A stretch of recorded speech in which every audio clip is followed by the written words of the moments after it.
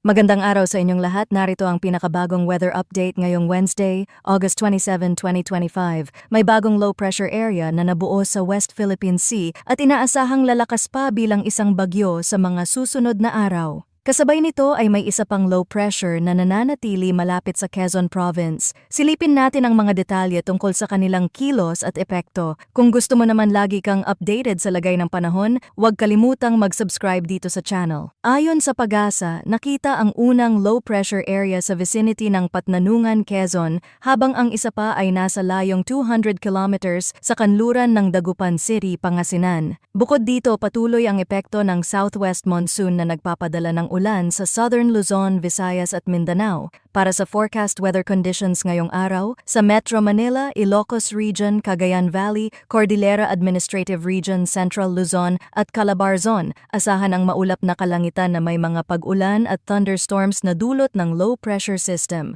Posibleng magdulot ito ng flash floods at landslides lalo na sa mabababang lugar at bulubunduking bahagi. Sa Visayas, Mimaropa, Bicol Region, Zamboanga Peninsula at Northern Mindanao, maulap din ang langit na may mga pag-ulan at thunderstorms mula sa southwest monsoon. May mataas na posibilidad ng flash floods at landslides dito. Samantala, sa nalalabing bahagi ng Mindanao, partly cloudy hanggang cloudy skies na may isolated rain showers o thunderstorms ang mararanasan, dulot pa rin ng southwest monsoon. Para naman sa kondisyon ng hangin at karagatan, sa western section ng Southern Luzon ay magiging moderate to strong ang hangin mula west hanggang southwest na may taas ng alon na 1.5 hanggang 2.8 meters. Sa natitirang bahagi ng Luzon, moderate ang hangin mula southwest hanggang southeast na may taas ng alon na 1.2 hanggang 2.1 meters. Sa Visayas at Mindanao, light to moderate ang hangin mula southwest na may taas ng alon na 0.6